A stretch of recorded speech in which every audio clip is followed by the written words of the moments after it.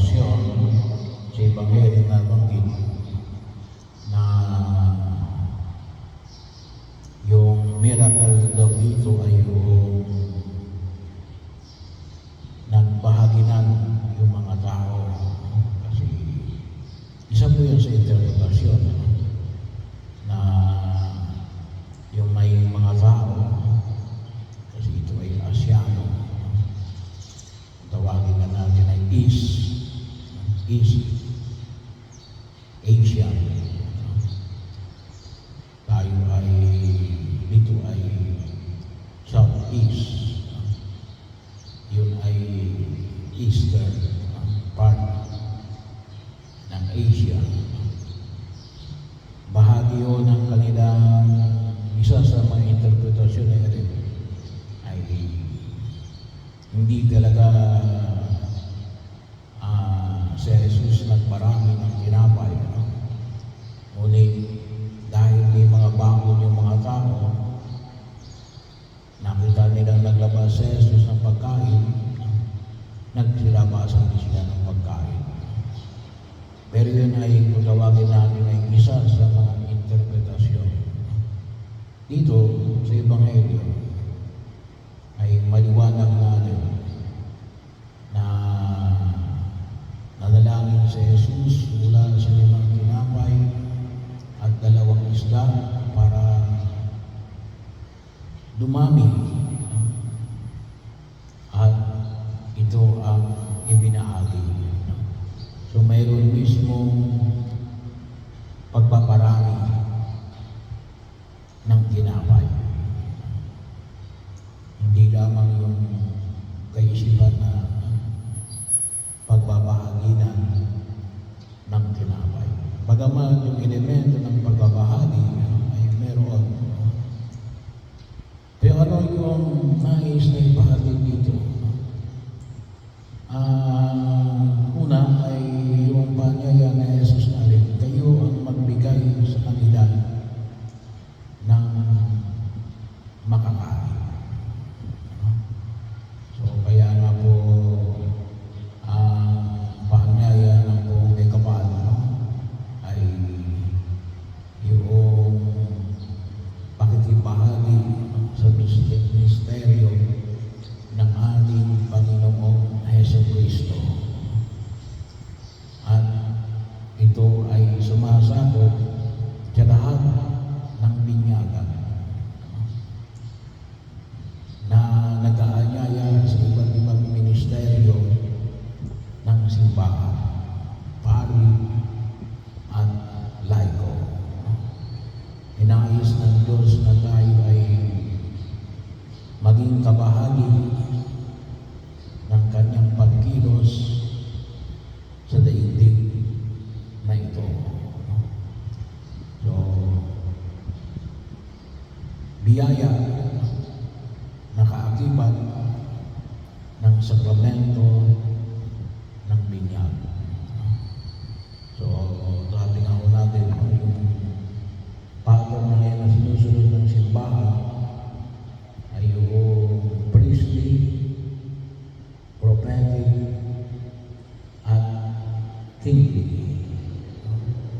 So, yung pagpapakain ay pumapasok sa tatlong pagkilos na ito. Yung sa larangan ng panalangin, sa larangan ng mabuting halimbawa, at sa larangan ng maayos na pamamahala. So, pagkakataon na kung saan ay nawa ay makita natin lahat ay tinatawag na maging kabahagi ng nabanggit na pagkilos. Yung aktibong pakikilahok ng lahat ng miyembro ng simbahan, nawa ay lalo pa natin mapag-ibayo. At yun po nawa yung patuloy natin paanyaya. At sabi nga natin ay maunawaan natin Hindi lang po tayo mga spectators, hindi lang tayo mga manunood, hindi lang po tayo mga, kung tawagin po natin ay mga audience. Tayo inanyaan ng Diyos na alin. Sabi nga natin, yung tayo mananais na ipamanin ngayon ng diocese alin, susulong. Kinakailangan natin sumulong lahat na maging aktibong nakikilaho para sa pagkilos ng Diyos na makita ang kanyang paghahari. At tayo patuloy na nagpapasalamat sa inyong pagtugon. Bahagi ho na kung sa'yo makita natin bakit. Sapagkat yan ay kabahagi na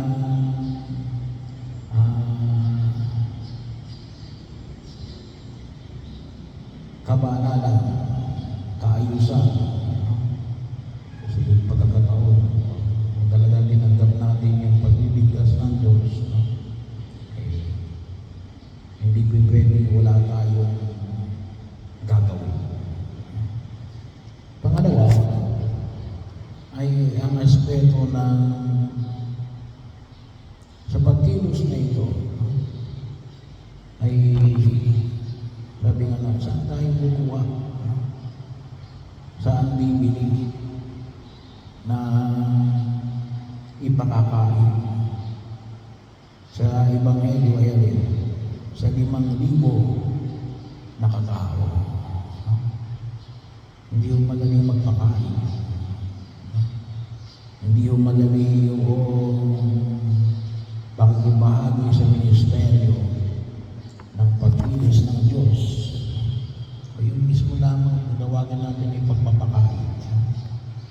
Bahagi yun na kung tutusin ay makita natin na alin, napakahirap.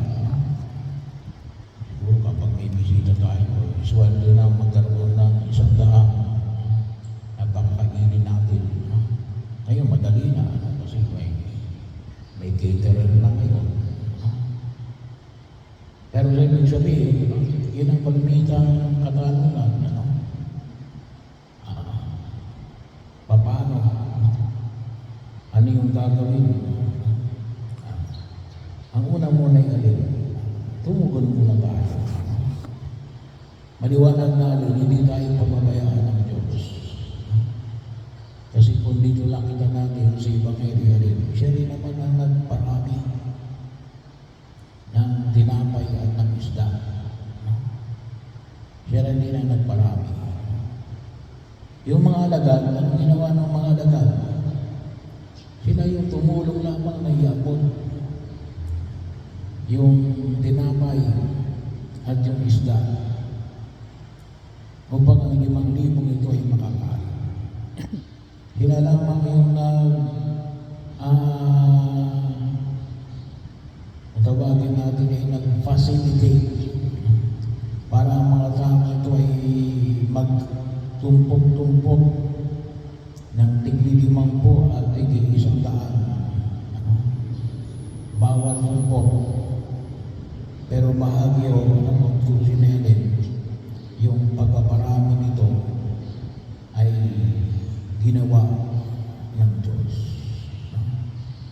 So huwag tayong mag-alala sapagkat sabi nga natin, yung pagkilos na ito isang pagkilos ng Diyos. Tayo lamang ay nakikibahagi yung maalagay alin, makatugon tayo, maging handa tayong tumugon na maging kabahagi ng pagkilos ng Diyos upang magampanan yung pagkasakatuparan ng paglago ng kanyang kaharian sa daigdig na ito. So, sapagkat sabi nga natin, ay may kanya-kanya tayong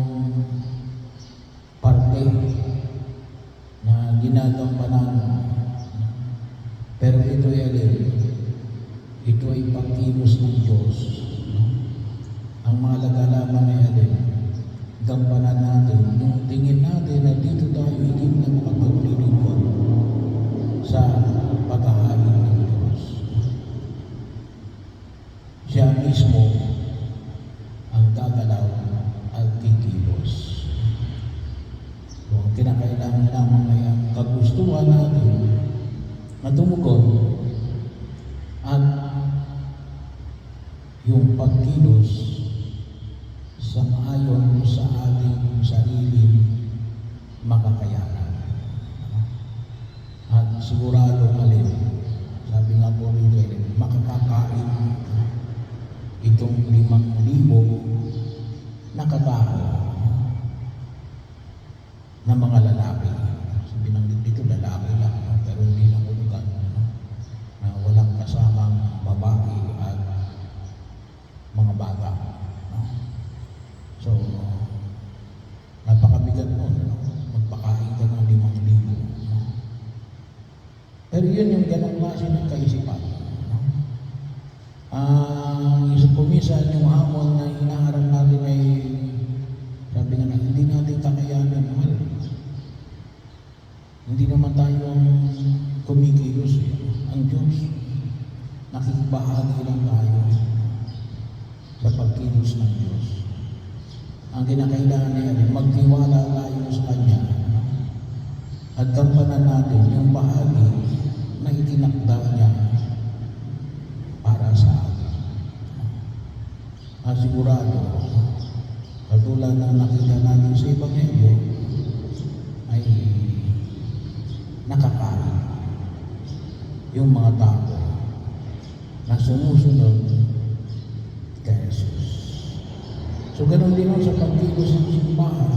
Sabi nga natin, sa larangan na nais natin bigyan ng diin, lalong-lalo na ngayon, tayo ay sumusulong sa isang lamang pastoral, nawa po ay lalong sumigla ang ating pananampalataya bilang mga Kristiyanong Katoliko. Partikular sa pagkilos natin para sa ating parokya. At ito yung dalangin natin sa harapan ng buong ni Kapal. Magtiwala tayo at magpasalamat tayo sa biyaya na binigyan tayo ng pagkakataon na maging kabahagi sa paglilingkod sa Kanyang simbahan.